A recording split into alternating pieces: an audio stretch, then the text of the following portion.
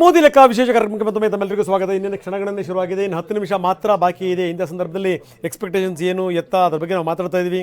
ಜೊತೆಗೆ ಸುನಂದಾ ಜಯರಾಮ್ ನಮ್ಮ ಜೊತೆಗಿದ್ದಾರೆ. ಅವರು ಪ್ರತಿಭಟನೆಯನ್ನು ಬಿಟ್ಟು ಅವರು ಹೋರಾಟ ಮಾಡ್ತಾ ಇದ್ರು, ಹೋರಾಟವನ್ನು ಬಿಟ್ಟು ನಮ್ಮ ಕಾರ್ಯಕ್ರಮಕ್ಕೆ ಬಂದಿದ್ದಾರೆ. ಅದಕ್ಕೋಸ್ಕರ ಅವ್ರಿಗೊಂದು ಪ್ರಶ್ನೆ ಕೇಳಲೇಬೇಕು. ಸುನಂದಾ ಮೇಡಮ್, ಸಾಕಷ್ಟು ಸಂಗತಿಗಳನ್ನು ನಾವು ಮಾತಾಡಿದ್ದೀವಿ, ತಾವು ಕೂಡ ಕೇಳಿಸ್ಕೊಂಡಿದ್ದೀರಿ. ಈ ಬಾರಿ ಬಜೆಟ್ನಲ್ಲಾದ್ರೂ ಏನಾದರೂ ರೈತರಿಗೆ, ಯಾಕಂದರೆ ನಾನು ಹೇಳಿದೆ ಒಂದು ಮಾತನ್ನು, ಈ ಬೆಂಬಲ ಬೆಲೆಗಳಾಗಿರ್ಬೋದು ಸಿಗಲ್ಲ ನೋಡಿ. ಈ ಬೆಳೆ ಅನ್ನುವಂಥದ್ದು ಇದೆಯಲ್ಲ, ರೈತರಿಗೆ ಮಕ್ಕಳ ಥರ. ಆ ಬೆಳೆಯನ್ನು ನಾಶ ಮಾಡ್ತಾರೆ ರೈತರು ಅಂದರೆ ಎಷ್ಟು ಹೊಟ್ಟೆ ಉರಿಬೇಕಾದ್ರೆ ಯೋಚನೆ ಮಾಡಿ. ಬೆಳೆದಂಥ ಬೆಳೆನ ನೀವು ಟ್ರ್ಯಾಕ್ಟರ್ ಹತ್ತಿಸ್ತಾರೆ, ಗಾಡಿ ಹತ್ತಿಸ್ತಾರೆ ಅಂತಂತಂದರೆ ಎಷ್ಟರ ಮಟ್ಟಿಗೆ ಹೊಟ್ಟೆ ಉರಿಬೇಕು. ಅದಕ್ಕೆ ನಮ್ಮ ಸ್ನೇಹಿತರು ಹೇಳ್ತಾ ಇದ್ರು, FKCCIನ ಮಾಜಿ ಅಧ್ಯಕ್ಷರು, ಇದನ್ನು ಉದ್ಯಮ ಅಂತ ಮಾಡಲಿಲ್ಲ ಅಂತಂತಂದರೆ ನಮ್ಮ ರೈತರು ಉದ್ಧಾರ ಆಗಲ್ಲ ಅನ್ನುವಂಥ ಮಾತು. ಏನಂತೀರಿ ಮೇಡಮ್? ಸರ್, ಈಗ ಏನಂದರೆ ಇಡೀ ಬಜೆಟ್ನಲ್ಲಿ ನಾವು ಎರಡು ರೀತಿ ಯೋಚಿಸಬೇಕು.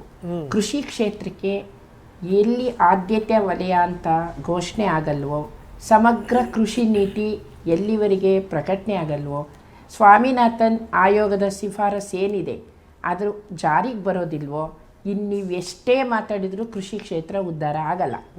ಇಲ್ಲಿ ಒಂದು ವಿಚಾರ ಗಮನಿಸಿ ಸರ್, ವಾಣಿಜ್ಯ ಬೆಳೆ ಮತ್ತು ಆಹಾರದ ಬೆಳೆ ಎರಡು ಕ್ಷೇತ್ರವನ್ನು ನೋಡ್ತೀವಿ.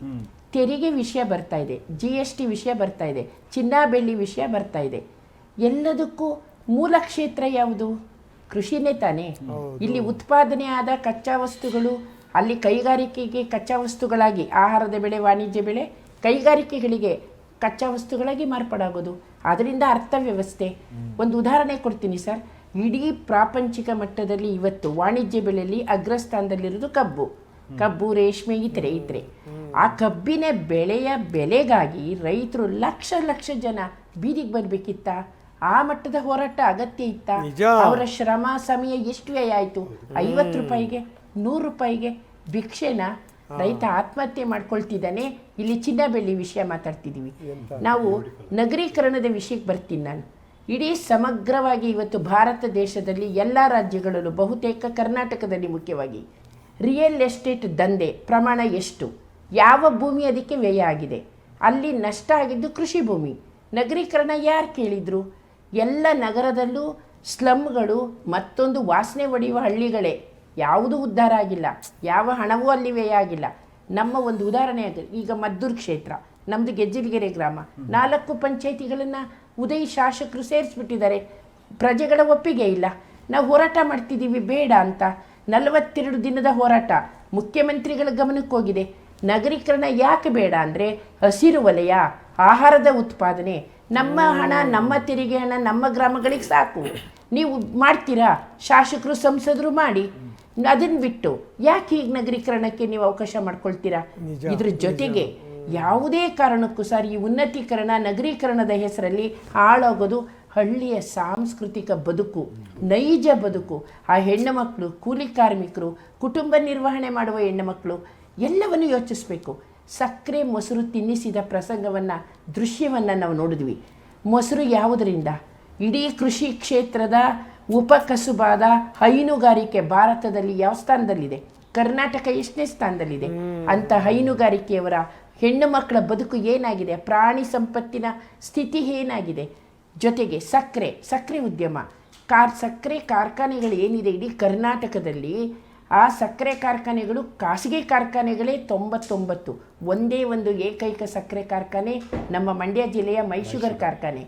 ಕಾರ್ಖಾನೆಗಳ ಸ್ಥಿತಿಯನ್ನು ಅದು ಖಾಸಗಿ ಆಗಲಿ ಸರ್ಕಾರಿ ಆಗಲಿ, ಖಾಸಗಿ ಕಂಪ್ನಿಗಳನ್ನು ಒಳಗೊಂಡಂತೆ ಕಾರ್ಖಾನೆಗಳ ಸ್ಥಿತಿ ಸುಧಾರಿಸದೆ, ಗುಣಮಟ್ಟ ಆಗದೆ, ಅದು ಚೆನ್ನಾಗಿರದೆ ಗುಣಮಟ್ಟದ ಸಕ್ಕರೆ ಬರಲಿಕ್ಕೆ ಸಾಧ್ಯ ಇಲ್ಲ. ಗುಣಮಟ್ಟದ ಸಕ್ಕರೆ ಬರಬೇಕಾದ್ರೆ ಗುಣಮಟ್ಟದ ಕಬ್ಬು ಬರಬೇಕು. ಕಬ್ಬು ಬರಬೇಕಾದ್ರೆ ಭೂಮಿ ಚೆನ್ನಾಗಿರಬೇಕು, ವಿದ್ಯುತ್ ಸಮರ್ಪಕವಾಗಿ ಸಿಗಬೇಕು, ನೀರು ನಿರ್ವಹಣೆ ಚೆನ್ನಾಗಿರಬೇಕು, ರೈತ ಚೆನ್ನಾಗಿರ್ತಾನೆ. ಅಲ್ಲ, ಈ ಕಬ್ಬು ಫ್ಯಾಕ್ಟ್ರಿ ಮಾಲೀಕರೆಲ್ಲ ರಾಜಕಾರಣಿಗಳೇ ಆಗ್ಬಿಟ್ರೆ ಮೇಡಮ್, ಕಬ್ಬು ಫ್ಯಾಕ್ಟ್ರಿಗಳ ಮಾಲೀಕರೆಲ್ಲ ರಾಜಕಾರಣಿಗಳೇ ಆಗ್ಬಿಟ್ರೆ ಏನಾದರೂ ಬದಲಾವಣೆ ಆಗ್ಬಹುದು ಅಂತ ನಾವು ಅಂದ್ಕೊಳ್ಳೋಕೆ ಸಾಧ್ಯನಾ ಸುನಂದಾ ಮೇಡಮ್? ಸಾಮಾನ್ಯ ರೈತರ ಸ್ಥಿತಿ, ನಮ್ಮ ತೆರಿಗೆ ಹಣ ನಮಗೆ ವ್ಯಯ ಆಗಬೇಕು. ನಮ್ಮ ತೆರಿಗೆ ಹಣ ಭಾರತದಲ್ಲಿ ಏನಿದೆ, ಹೇಗಿದೆ, ವಿದೇಶದಲ್ಲಿ ಹೇಗಿದೆ? ಅವರವರ ತೆರಿಗೆ ಹಣ ಅವರವರ ಖಾಸಗಿ ಅಕೌಂಟ್ಗೆ ಹೋಗುತ್ತೆ. ನಮ್ಮ ತೆರಿಗೆ ಹಣ ಮದ್ಯಪಾನದ್ದು, ಇಡೀ ಕರ್ನಾಟಕ ಸರ್ಕಾರ ದೇಶ ಮದ್ಯಪಾನದ ಹಣದಲ್ಲಿ ನಡೆಯುತ್ತೆ. ಒಂದು ಕುಟುಂಬ ನಿರ್ವಹಣೆಯಲ್ಲಿ ಮದ್ಯಪಾನ ಎಷ್ಟು ಕೆಟ್ಟ ವಾತಾವರಣವನ್ನು ನಷ್ಟವನ್ನು, ಆರೋಗ್ಯವನ್ನು ಹಾಳು ಮಾಡಿ ಅರ್ಥ ವ್ಯವಸ್ಥೆನೇ ದಿಕ್ಪಾಲಾಗ್ತಾ ಇದೆ. ಇಂಥದ್ರಲ್ಲಿ ಈ ಥರದ್ದಕ್ಕೆಲ್ಲ ಒತ್ತು ಕೊಡುವ, ರಿಯಲ್ ಎಸ್ಟೇಟ್ ದಂಧೆಗೆ ಒತ್ತು ಕೊಡುವ ಬಜೆಟ್ ನಮಗೆ ಬೇಕಾಗಿಲ್ಲ. ನೋಡಿ, ಬಜೆಟ್ ಬಗ್ಗೆ ಒಂದು ಹೇಳ್ತೀನಿ. ಹಿಂದೆ ಹಂಗಿತ್ತು, ಮುಂದೆ ಹಿಂಗಿತ್ತು, ಈ ಹೋಲಿಕೆ 9ನೇದು 20ನೇದು ಬಿಟ್ಟಾಕಿ. ಅದೆಲ್ಲ ಬಜೆಟ್ ಅಂದರೆ ಒಂದು ಸಮಗ್ರವಾಗಿ ಒಂದು ದೇಶವನ್ನು, ಅರ್ಥವ್ಯವಸ್ಥೆಯನ್ನು ಎತ್ತಿಡಿಯುವ, ಗಟ್ಟಿಗೊಳಿಸುವ, ಪ್ರತಿಯೋರ್ವ ಪ್ರಜೆಯೂ ಕೂಡ ಸ್ವಾಭಿಮಾನದಿಂದ ತನ್ನ ಸ್ವಂತ ಬದುಕನ್ನು ನಿರ್ಮಿಸಿಕೊಳ್ಳುವ ಒಂದು ಗಟ್ಟಿತನ ತಂದುಕೊಡ್ಬೇಕು. ಅದು ಉದ್ಯೋಗ ಆಗಿರ್ಬೋದು ಅಥವಾ ಬೇರೆ ರೀತಿಯ ಮೂಲಭೂತ ಸೌಲಭ್ಯಗಳಾಗಿರ್ಬೋದು. ಅಲ್ಲ ರೀ, ಸಾಮಾನ್ಯ ಕುಟುಂಬದವರು ಜೀವನ ಮಾಡುವ ಪ್ರತಿಯೊಂದು ವಸ್ತುವಿನ ಬೆಲೆ ಈ ಮಟ್ಟಕ್ಕೆ ಗಗನಕ್ಕೆ ಏರಿದ್ರೆ ಆದಾಯ ಏನಿದೆ ಆ ಕುಟುಂಬಕ್ಕೆ? ಸಾಲ ಕೊಡ್ತೀವಿ ಜಾಸ್ತಿ ಅಂತ ಹೇಳ್ತಿರಲ್ಲ, ಸಾಲನೇ ಬೇಡ ನಮಗೆ. ನಾವು ಸಾಲಗಾರರಾಗಲಿಕ್ಕೆ ರೈತ ಹೆಣ್ಣು ಮಕ್ಕಳು ರೆಡಿ ಇಲ್ಲ. ನಾವು ಸಾಲಗಾರರಲ್ಲ. ನಾವು ಬೆಳೆದಿದ್ದಕ್ಕೆ ನಮ್ಮ ಶ್ರಮಕ್ಕೆ ಹಣ ಕೊಡ್ಲಿಕ್ಕಾಗದೆ ಸಾಲಗಾರ ಪಟ್ಟ ಕೊಟ್ಟಿರೋರು ನೀವು ಸಾಲಗಾರರು. ಕೇಂದ್ರ ಸರ್ಕಾರ ಸಾಲಗಾರ, ರಾಜ್ಯ ಸರ್ಕಾರ ಸಾಲಗಾರರು. ಕೃಷಿ ಕ್ಷೇತ್ರ ಬದುಕಿಸಿ ದೇಶ ಉದ್ಧಾರ ಆಗುತ್ತೆ. ನಮ್ಮ ಒಂದು ಅಭಿಪ್ರಾಯ. ಹೌದು, ಅಂದ್ರೆ ಅವ್ರು ಹೇಳ್ದಂಗೆ ಬೆಳೆದಿದ್ದಕ್ಕೆ ಸರಿಯಾಗಿ ಬೆಲೆ ಕೊಡಿ, ನಾವೇ ಸಾಲ ಕೊಡ್ತೀವಿ ನಿಜ. ನನಗೆ ಬಹಳ ಆಶ್ಚರ್ಯ ಆಗ್ತಿರೋಂಥದ್ದು ಏನು ಅಂದ್ರೆ, ಈಗೆಲ್ಲ ನಗರಕ್ಕೆ ಬಂದ್ರೆ ಸಾಕು ಅನ್ನುವಂಥ ಸಂದರ್ಭದಲ್ಲಿ ಹಸಿರಿಗೋಸ್ಕರ ಈ ಅಮ್ಮ ಅಷ್ಟೊಂದು ಪರದಾಡ್ತಾ ಇದಾರಲ್ಲ ಪಾಪ. ಕುವೆಂಪು ಒಂದ್ ಕಡೆ ಒಂದು ಮಾತು ಹೇಳ್ತಾರೆ, ಹಸಿರಿತ್ತಲ್ ಹಸಿರತ್ತಲ್ ಹಸಿರೆತ್ತಲ್ ಹಸಿರಿನಲ್ಲಿ ಹಸಿರುಗಟ್ಟಿತೋ ಕವಿಯಾತ್ಮಂ ಹಸಿರೇ ನೆತ್ತರೊಡಲಿನಲ್ಲಿ. ನಿಜಕ್ಕೂ ನನಗನ್ಸುತ್ತೆ ಇವ್ರ ದೇಹದಲ್ಲಿ ಹರಿತಿರುವಂತದ್ದು ಹಸಿರ ನೆತ್ತರು. ಅದಕ್ಕೋಸ್ಕರ ಈ ಉಸಿರಿದೆ. ಇಲ್ಲ ಅಂತಂದ್ರೆ ಈ ಉಸಿರು ಬತ್ತ ಹೋಗ್ಬಿಡ್ತಿತ್ತು. ಹ್ಯಾಟ್ಸ್ ಆಫ್ ಮೇಡಮ್, ನೀವು ನಿಮ್ಮ ಪ್ರತಿಭಟನೆಯನ್ನ, ಹೋರಾಟವನ್ನು ಬಿಟ್ಟು ನಮ್ಮ ಜೊತೆ ಜಾಯ್ನ್ ಆಗಿದ್ರಿ. Thank you very much.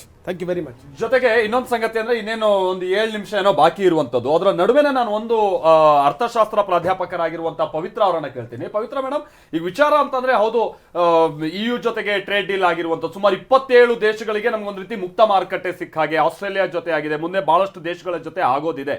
But ವಿಷಯ ಏನು ಅಂತ ಅಂದ್ರೆ, ಭಾರತೀಯ ಸರಕುಗಳ ಖರೀದಿ ಕುಗ್ತಾ ಇದೆ ನಮ್ಮ ದೇಶದಲ್ಲಿ ಅನ್ನುವಂಥದ್ದು ಕೂಡ ಕೆಲವರು ಆತಂಕ ವ್ಯಕ್ತಪಡಿಸ್ತಾ ಇದ್ದಾರೆ. ಅಂದ್ರೆ ನಮಗೆ ಇಂಪೋರ್ಟ್ ಹೆಚ್ಚಾಗ್ತಾ ಇದೆ, ಅದನ್ನು ನಾವು ಗಮನಿಸ್ತಾ ಇದ್ದೀವಿ ವರ್ಷದಿಂದ ವರ್ಷಕ್ಕೆ. ಜೊತೆಗೆ ನಮ್ಮಲ್ಲಿ ತಯಾರಾಗುವಂತ ವಸ್ತುಗಳ ಖರೀದಿ ಕುಗ್ತಾ ಇದೆ ಅನ್ನುವಂಥದ್ದು ಕೂಡ ಒಂದು ಆತಂಕ. ಇದು ಏನಾದ್ರು ಅಡ್ವಾನ್ಸ್ ಆಗಿ ಮುಂದೆ ಎಫೆಕ್ಟ್ ಆಗುತ್ತಾ? ಈ ರೀತಿಯಾಗಿ ಫ್ರೀ ಟ್ರೇಡ್ ಡೀಲ್ಗಳನ್ನ ನಾವು ಮಾಡ್ಕೊಂತ ಹೋದ್ರೂ ಕೂಡ ನಾವು ಸರಿಯಾಗಿ ಪ್ರಿಪೇರ್ ಆಗದೆ ಹೋದ್ರೆ ಇದು ದೇಶದ ಆರ್ಥಿಕತೆ ಮೇಲೆ ಮತ್ತಷ್ಟು ಹೊಡೆತ ಏನಾದ್ರು ತಂದಿಡುತ್ತಾ ಅನ್ನುವಂಥದ್ದು ಕೂಡ ಒಂದು ಆತಂಕ. ನೀವು ಕೇಂದ್ರ ಸರ್ಕಾರದ ನೀತಿ ನಿರೂಪಣೆಗಳನ್ನ ನೋಡ್ತಾ ಇರುವಂತಹ ಸಂದರ್ಭದಲ್ಲಿ ಅದಕ್ಕೆ ತಕ್ಕ ಹಾಗಿನ ವ್ಯವಸ್ಥೆ ಆಗ್ತಾ ಇದೆ ಅಂತ ಅನ್ಸುತ್ತಾ? ಏನ್ ಕತೆ? ಹೌದು, ಯುರೋಪಿಯನ್ ಯೂನಿಯನ್ 27 ರಾಷ್ಟ್ರಗಳ ಜೊತೆ ಮಾಡಿಕೊಂಡಿರುವ ಮದರ್ ಆಫ್ ಆಲ್ ಡೀಲ್ಸ್. ಮುಂದೆ ಅದೇ ಒಂದು ದೊಡ್ಡ ಸವಾಲು. ಇವತ್ತಿನ ಬಡ್ಜೆಟ್ ಅಲ್ಲೂ ನಾವು MSMEಗಳಿಗೆ ಯಾವ ರೀತಿ ಆದ್ಯತೆಯನ್ನು ಕೊಡ್ತಾರೆ ನೋಡಬೇಕು.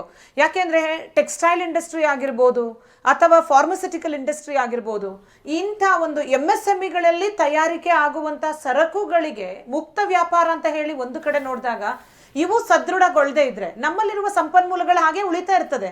ಆದ್ರೆ ಡೊಮೆಸ್ಟಿಕ್ ಇಂಡಸ್ಟ್ರೀಸ್ಗೆ ಪೆಟ್ಟು ಬೀಳುವಂತ ಸಾಧ್ಯತೆ ಇರುತ್ತೆ. ಆ ನಿಟ್ಟಿನಲ್ಲಿ ಒಂದಷ್ಟು ನೀತಿ ನಿರೂಪಣೆಗಳನ್ನ, ಒಂದು ಸ್ಥಿರವಾದಂಥ ಬುನಾದಿಯನ್ನ ಈ MSMEಗಳು ಹಾಕೊಳ್ಳೋ ಅಂತ ವ್ಯವಸ್ಥೆ ಮಾಡಲಿಲ್ಲ ಅಂದ್ರೆ ಈ ಮುಕ್ತ ವ್ಯಾಪಾರದಿಂದ ಒಂದು ಪೆಟ್ಟು ಬೀಳುವಂತ ವ್ಯವಸ್ಥೆ ಕೂಡ ಆಗ್ಬಹುದು. ಹಾಗಾಗಿ MSMEಗಳು ಶೇಕಡವಾರು 30ರಷ್ಟು ಇವತ್ತು ಉದ್ಯೋಗ ಕೊಡ್ತಾ ಇದೆ. ಶೇಕಡವಾರು 35ರಷ್ಟು ಉತ್ಪಾದಕತೆ ಆಗ್ತಿರುವಂತದ್ದು MSMEಗಳಿಂದ. ಶೇಕಡವಾರು 40ರಷ್ಟು ರಫ್ತು ಮಾಡ್ತಿರುವಂತ ಘಟಕಗಳು MSMEಗಳು. ಇಂಥದ್ದನ್ನ ಒಂದು ಕಡೆ ಒಂದು like we have to safeguard these MSMEs on one hand. On the other hand, ಈ ಒಂದು ಮುಕ್ತ ವ್ಯಾಪಾರ ಅನ್ನುವಂಥದ್ದು we are moving toward supply side economics. ಇವತ್ತು ನಾವು ಬೇಡಿಕೆ ಅನ್ನೋದಕ್ಕಿಂತ ಪೂರೈಕೆಯ ಹಾದಿಯಲ್ಲಿ ನಾವು ಹೋಗ್ತಿರೋಂಥದ್ರಲ್ಲಿ ಮುಕ್ತ ವ್ಯಾಪಾರವನ್ನ ತೆರೆದು ಬಿಟ್ಟಿದ್ದೇವೆ. ಲಿಬರಲೈಸೇಷನ್ ಅನ್ನುವಂಥ ಒಂದು ಹಂತಿನ ಹೆಸರಿನಲ್ಲಿ ಅಥವಾ ವಸುದೈವ ಕುಟುಂಬಕಂ ಅನ್ನುವಂಥದ್ರಲ್ಲೂ ನೋಡೋದಾದ್ರೆ. ಹಾಗಾಗಿ MSMEಗಳನ್ನ ಸದೃಢಗೊಳಿಸಬೇಕು. ಇನ್ಫ್ರಾಸ್ಟ್ರಕ್ಚರ್, ನಾನು ಸರ್ ಹೇಳ್ತಾ ಇದ್ರು, ಬಟ್ ಸರ್ ಹೇಳುವಾಗ I just wanted to add to his point, sir. One thing, ನಮ್ಮಲ್ಲಿ ಕ್ಯಾಪಿಟಲ್ ಎಕ್ಸ್ಪೆಂಡಿಚರ್ ಮತ್ತು ರೆವಿನ್ಯೂ ಎಕ್ಸ್ಪೆಂಡಿಚರ್ ಅಂತ ನೋಡ್ತೀವಿ. ಇದುವರೆಗೂ ನಮ್ಮ ಬಡ್ಜೆಟ್ಗಳಲ್ಲಿ ನೋಡಿದಾಗ ಕಳೆದ ಬಡ್ಜೆಟ್ನಲ್ಲಿ 50 ಲಕ್ಷ ಕೋಟಿ ರೂಪಾಯಿ ಬಡ್ಜೆಟ್ಟಿನ ಗಾತ್ರದಲ್ಲಿ 11 ಲಕ್ಷ ಕೋಟಿ ರೂಪಾಯಿಗಳು ಮಾತ್ರ ಕ್ಯಾಪಿಟಲ್ ಎಕ್ಸ್ಪೆಂಡಿಚರ್ ಆಗಿತ್ತು. 39 ಲಕ್ಷ ಕೋಟಿ ರೂಪಾಯಿಗಳು ರೆವಿನ್ಯೂ ಎಕ್ಸ್ಪೆಂಡಿಚರ್ ಆಗಿತ್ತು. ಆದಾಯ ವೆಚ್ಚ. ಆದ್ರೆ ನೋಡಿ, ಈ ಒಂದು ಬಂಡವಾಳದಿಂದ ಸ್ವೀಕೃತಿ ಆಗಿರುವಂತದ್ದನ್ನ ನೋಡೋದಾದ್ರೆ 16 ಲಕ್ಷ ಕೋಟಿ, 11 ಲಕ್ಷ ಕೋಟಿ ಖರ್ಚು ಮಾಡ್ತೀರಾ, ಬಂದಿರುವಂತಹ ಆದಾಯ 16 ಲಕ್ಷ ಕೋಟಿ. Versus the revenue expenditure is 39 lakh crores and you are getting the income to the tune of 34 lakh crores. So it is need of the hour. ಇವತ್ತು ಪ್ರಸ್ತುತ ನಮಗೆ ಬೇಕಾಗಿರುವಂತದ್ದು ಬಂಡವಾಳ ವೆಚ್ಚವನ್ನ ಹೆಚ್ಚು ಮಾಡಬೇಕು, ದೀರ್ಘಾವಧಿ ಒಂದು ಅಭಿವೃದ್ಧಿಯ ಕಡೆ ನಾವು ಮನ ಒಲೈಸಬೇಕು. ಅಂದ್ರೆ ಇವತ್ತು ನಾವು ಆ ದಾರಿಯಲ್ಲಿ ನಡಿಬೇಕು, ದೀರ್ಘಾವಧಿಯ ಅಭಿವೃದ್ಧಿ ಕಡೆ. ಅಂಥದ್ದನ್ನ ನೋಡಿದಾಗ MSMEಗಳು ಅನ್ನೋದಕ್ಕಿಂತ ನಮ್ಮಲ್ಲಿ ಇರುವಂತಹ ಸಣ್ಣ ಮತ್ತು ಡೊಮೆಸ್ಟಿಕ್ ಇಂಡಸ್ಟ್ರಿಗಳನ್ನ ಹೆಚ್ಚು ನಾವು ಸದೃಢಗೊಳಿಸುವಂತಹ ಒಂದು ಅವಶ್ಯಕತೆ ಇವತ್ತು ಪ್ರಸ್ತುತದಲ್ಲಿ ಕಾಡ್ತಾ ಇದೆ. ಈ EU ಜೊತೆ ಮಾಡ್ಕೊಂಡಿರುವ ಮದರ್ ಆಫ್ ಆಲ್ ಡೀಲ್ಸ್ ಖಂಡಿತವಾಗ್ಲೂ ಸ್ವಾಗತಾರ್ಹ. ಆದ್ರೆ ಅದರ ಜೊತೆ ನಾವು ಪ್ಲಾಟ್ಫಾರ್ಮ್ ಅನ್ನ, ಒಂದು ಫೌಂಡೇಶನ್ ಅನ್ನ ಸದೃಢವಾಗಿ ಮಾಡಿಕೊಂಡು ನಮ್ಮ ಡೊಮೆಸ್ಟಿಕ್ ಇಂಡಸ್ಟ್ರೀಸ್ ಅನ್ನ ನಾವು ಪ್ರೊಟೆಕ್ಟ್ ಮಾಡಬೇಕು. Because it is in the very infant stage to decide everything at this junction. So budget ನಲ್ಲಿ ಏನ್ ಬರುತ್ತೆ ನೋಡಬೇಕಾಗಿದೆ ಸರ್. ಇನ್ನು ಬಾಲಕೃಷ್ಣ ಸರ್, ಇನ್ನೊಂದು ವಿಚಾರ ಅಂದ್ರೆ ನಾವು ಗಾರ್ಮೆಂಟ್ಸ್, ವಿಶ್ವನಾಥ್ ಸರ್, ಯಾಕಂದ್ರೆ ಬಾಂಗ್ಲಾವನ್ನ ಈ ಸಂದರ್ಭದಲ್ಲಿ ಹೀಗೆ ಒಂದು ಪೆಟ್ ಕೊಟ್ಟಂಗೂ ಕೂಡ ಒಂದು ಜೊತೆಗೆ ನಮ್ಮ ಗಾರ್ಮೆಂಟ್ಸ್ ಅಭಿವೃದ್ಧಿಗೂ ಕೂಡ ಬಹಳ ಒಂದು ಅನುಕೂಲದ ಸಂದರ್ಭ ಅಂತ ಹೇಳಿದ್ರೆ EU ಟ್ರೇಡ್ ನಿಂದಾಗಿ. ಓಕೆ, ಅದನ್ನ ನಾನು ಕೇಳ್ತೀನಿ. ಕೆಲವೇ ಕ್ಷಣಗಳಲ್ಲಿ ನಿರ್ಮಲಾ ಬಜೆಟ್ ಮಂಡನೆ ಆಗುತ್ತೆ. ನಿರ್ಮಲಾ ಸೀತಾರಾಮನ್ ಅವರ ಬಜೆಟ್ 9ನೇ ಬಾರಿ ಬಜೆಟ್ ಅನ್ನ ಮಂಡಿಸ್ತಾ ಇರುವಂತವರು ವಿತ್ತ ಸಚಿವೆ ಸತತವಾಗಿ ಮಂಡಿಸ್ತಾ ಇದ್ದಾರೆ ಅಂತ ಬಹಳ ಖುಷಿ ಸಂಗತಿ. ಮೋದಿ ಲೆಕ್ಕ ಏನು, ಮತ್ತೆ ನಾವು ಹೇಳಿದಾಗೆ ಸಾಮಾನ್ಯ ಜನರಿಗೆ ಏನ್ ಸಿಕ್ತು ಮತ್ತೊಂದು ಅದೆಲ್ಲ ಹೌದು. ಬಟ್ ಈ ಬಾರಿ ನಾವು ದೇಶ ಬಹಳ ಕಠಿಣವಾದಂತಹ ಸಂದರ್ಭದಲ್ಲಿ ನಿಂತಿರುವಂತ ಕ್ರೂಷಿಯಲ್ ಸಂದರ್ಭ ಇರುವಂತದ್ದು. ಸರ್, ನಾನು ಕೇಳ್ತಾ ಇದ್ದೆ ಅಂದ್ರೆ ಗಾರ್ಮೆಂಟ್ಸಿಗೆ ಸಂಬಂಧಪಟ್ಟಂಗೆ, ಯಾಕೆ ನಾವು ಗಾರ್ಮೆಂಟ್ಸ್ ಅಂದ್ರೆ ಇದೇನು ಬಹಳ ನಮ್ಗೆ ದೂರದ ಗುಡ್ಡ ಅಲ್ಲ, ಇಲ್ಲೇ ನಾವು ಬೆಂಗಳೂರು ಅಕ್ಕಪಕ್ಕ ಹೋದ್ರು, ಬಳ್ಳಾರಿಗೆ ಹೋದ್ರು, ಎಲ್ಲೇ ಹೋದ್ರು ಈಗ ಗಾರ್ಮೆಂಟ್ಸ್ ಗಳು ಹೆಚ್ಚಿನ ಫ್ಯಾಕ್ಟರಿಗಳಿದೆ. ಬಟ್ ಎಷ್ಟು ಸಸ್ಟೈನ್ ಆಗ್ತಾ ಇದೆ, ಸ್ಥಳೀಯವಾಗಿ ಬಹಳ ಒಂದು ಉದ್ಯೋಗ ಕೊಡ್ತಾ ಇರುವಂತ ಒಂದು ರಿಲೆವೆಂಟ್ ಇದು. ಯಾಕೆಂದ್ರೆ ಟ್ರಂಪ್ ಟ್ಯಾರಿಫ್ ನ ತೊಂದರೆ ಆಗಿದ್ದೇನು ಅಂದ್ರೆ ಹೈಯೆಸ್ಟ್ ಉದ್ಯೋಗ ಕೊಡುವಂಥ 3 ಕ್ಷೇತ್ರಗಳು. ಒಂದು ಟೆಕ್ಸ್ಟೈಲ್ಸ್, ಜವಳಿ, ಪರ್ಟಿಕ್ಯುಲರ್ಲಿ ಗಾರ್ಮೆಂಟ್ಸ್ ಬರುತ್ತೆ. ಎರಡನೇದಾಗಿ ಲೆದರ್ ಅಂದರೆ ಚರ್ಮದ ಉದ್ಯೋಗ. ಮೂರನೇದಾಗಿ ಜ್ಯುವೆಲ್ಲರೀಸು, ಡೈಮಂಡ್ಸು, ಕುಸರಿ ಕೆಲಸಗಳು, ಅಲ್ಲಿಂದ ರಾ ಮೆಟೀರಿಯಲ್ಸ್ ಬರುತ್ತೆ. ಹೈಯೆಸ್ಟ್ ಜಾಬ್ ಕ್ರಿಯೇಷನ್ ಇದು. ಇದ್ರ ಮೇಲೆ 50% ಹಾಕಿದ್ರೆ ಅವ್ರ ಉದ್ದೇಶ ಏನಿದೆ ಗೊತ್ತಾ? ಹೇಳ್ತೀನಿ, ಐಫೋನ್ಸ್ ಮೇಲೆ ಹಾಕಿಲ್ಲ ಟ್ಯಾಕ್ಸನ್ನು, ಅದು ಫ್ರೀ ಹೋಗ್ತಾ ಇದೆ. API ಔಷಧಿಗಳ ಮೇಲೆ ಹಾಕಿಲ್ಲ, ಸರ್ವೀಸಸ್ ಮೇಲೆ ಹಾಕೇ ಇಲ್ಲ.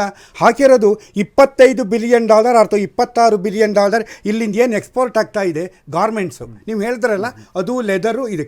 ಈ ಸಲ ಯುರೋಪಿಯನ್ ಯೂನಿಯನ್ ಜೊತೆನಲ್ಲಿ ಮಾಡ್ಕೊಂಡಿದ್ದಾರಲ್ಲ, ಇವಿಷ್ಟಕ್ಕೂ ಸಹ 0%. ಹೌದು, 0%. ಸರ್ಕಾರ ಇದನ್ನ ಒಂದು ಪರ್ಯಾಯ ವ್ಯವಸ್ಥೆ ಅಂತ ಒಬ್ಬರನ್ನೇ ನಂಬ್ಕೊಂಡು ದೊಡ್ಡಣ್ಣ ಅಂತ ಹೇಳೋದು ತಪ್ಪಾಗತ್ತೆ. ಇದೊಂದೇ ಅಲ್ಲ, ಅವನ ಜೊತೆಲಿ ಮಾಡ್ಕೊಂಡಿದ್ದಾರೆ, ಮೋಸ್ಟ್ ಬ್ರಿಟನ್ನಿನ ಜೊತೆನಲ್ಲಿ ಮಾಡ್ಕೊಂಡಿದ್ದಾರೆ. ಇನ್ನು ಆಲ್ಮೋಸ್ಟ್ ಆಲ್ ಯುರೋಪಿಯನ್ ಯೂನಿಯನ್ ಅಂದರೆ ನಾವು ಪ್ಲಸ್ 27 ದೇಶಗಳು. ಯುನಿಕ್. ಬಟ್ರೆ ಇಲ್ಲಿ ಇನ್ನೊಂದು ಚಾಲೆಂಜ್ ಇದೆ. ಇಲ್ಲಿ ಏನು ಅಂತಂದ್ರೆ, ಇವರು ಬರೀ ನಮ್ಮ ಕಡೆಗೆ ಮಾತ್ರ ಸಹಾಯ ಹಸ್ತವನ್ನು ಚಾಚ್ತಿಲ್ಲ, ಸ್ನೇಹ ಹಸ್ತವನ್ನು ಚಾಚ್ತಿಲ್ಲ. ಇಲ್ಲಿ ತನಕ ಶರಂಪರ ದ್ವೇಷ ಮಾಡ್ತಾ ಇದ್ರಲ್ಲ, ಚೀನಾ ಕಡೆಗೂ ಕೂಡ ಅವರ ಸ್ನೇಹ. ಇಲ್ಲಿ ನೋಡಿ, ಅಲ್ಲಲ್ಲ, ನಾನು ಇಲ್ಲಿ ಏನು ಅಂದ್ರೆ ಚೀನಾ ಒಂದು ಮಾತನ್ನು ಹೇಳ್ತು, ನಾವು ಜನಸಂಖ್ಯೆಯನ್ನು ಹಿಂದಿಕ್ಕಿದ್ವಿ ಅನ್ನುವಂಥ ಸಂದರ್ಭದಲ್ಲಿ ಅವ್ರು ಏನು ಹೇಳಿದ್ರು ಅಂದ್ರೆ, ನೀವು ಸ್ಕಿಲ್ಡ್ ಇರಲಿಲ್ಲ ಅಂತಂದ್ರೆ ಜನಸಂಖ್ಯೆ ಒಂದು ಬರ್ಡನ್ ಆಗುತ್ತೆ. ಇದೊಂದು ದೊಡ್ಡ ಚಾಲೆಂಜ್. ತುಂಬಾ ಸಂದರ್ಭಗಳಲ್ಲಿ ಅನ್ಸುತ್ತೆ, ನಾವು ಅಷ್ಟೊಂದು ಜನ ವಿದ್ಯಾರ್ಥಿಗಳನ್ನು ರೆಡಿ ಮಾಡಿ ಬಿಡ್ತಾ ಇದೀವಿ, ಆದ್ರೆ ಅವರಿಗೆ ಎಷ್ಟು ಸ್ಕಿಲ್ಡ್ ಇದ್ದಾರೆ. ನಾನು ಇದು ಒಂದು ವಾಕ್ಯ ಹೇಳಕ್ಕೆ ಅವಕಾಶ ಕೊಡಬೇಕು ಇದ್ರ ಬಗ್ಗೆ. ಏನು ಅಂದರೆ, ನೀವು ಸ್ಕಿಲ್ಡ್ ಅಂತ ಹೇಳಿದ್ರಿ, ಈ ಒಂದು ವೇದಿಕೆ ಮೂಲಕ ಒಂದು ವಿಚಾರ ಹೇಳಕ್ಕೆ ಬರ್ತಿದ್ದೀನಿ. ಆಧುನಿಕ ತಂತ್ರಜ್ಞಾನದ ಕೈಗಾರಿಕಾ ಕ್ರಾಂತಿ ಇದು. ಈಗ ಬರೋ ಬಜೆಟ್ಟು ಸಹ ಅದ್ರ ಕಡೆ ಓರಿಯೆಂಟ್ ಆಗಿರುತ್ತೆ. ಯಾಕಂದರೆ ಸರ್ವೈವಲ್ ಇಸ್ ಡಾರ್ವಿನ್ಸ್ ಥಿಯರಿ, ಇಲ್ಲಿ ಬದುಕಬೇಕು ಅಂದರೆ ಇಡೀ ಜಗತ್ತು ಆ ಕಡೆನಲ್ಲಿ ಹೋಗ್ತಿದೆ, ನಾವು ಅದರಲ್ಲಿ ಪ್ರಮುಖ ಸ್ಥಾನದಲ್ಲಿ ಇದ್ದೀವಿ, ಇಲ್ಲಾಂದರೆ ಹಿಂದೆ ಉಳಿದ್ಬಿಡ್ತೀವಿ. ಯುವಕರು ಮಾಡಬೇಕಾಗಿರೋದಿಷ್ಟೇ, ನೀವು ಸ್ಕಿಲ್ ಸೆಟ್ಸನ್ನು ಮಾಡ್ಕೊಂಡಿಲ್ಲ ಅಂದರೆ demographic dividend can become A demographic disaster. ಏನು ಮಾಡಬೇಕು? Artificial intelligence, cloud computing, internet of things, machine learning, 3D printing, ಈ ರೀತಿ ಅನೇಕ ಕ್ಷೇತ್ರಗಳಿದೆ. ಈ ಕ್ಷೇತ್ರಗಳಲ್ಲಿ ದಯವಿಟ್ಟು ಬೇಕಾದಂತ ಪೂರಕ ವಾತಾವರಣ ಬರಬೇಕು, ಇಲ್ಲಾಂದ್ರೆ ಆಗಿದ್ದಾರೆ ಸರ್ ನಿಮಗೆ. ಅದಕ್ಕೋಸ್ಕರ ಮಿಷನ್ನು ಸಹ ಮಾಡಿ, ನಿಮ್ಮ ಮಾಡೋರಿಗೆ ನಿಮಗೆ ಸ್ಟೈಪೆಂಡ್ ಸಹ ಕೊಡ್ತಾರೆ. ಅದು ಏನು, ಡೈರೆಕ್ಟ್ ಬೆನಿಫಿಟ್ ಟ್ರಾನ್ಸ್ಫರ್ ವ್ಯವಸ್ಥೆಯ ಮೂಲಕ. Thank you very much.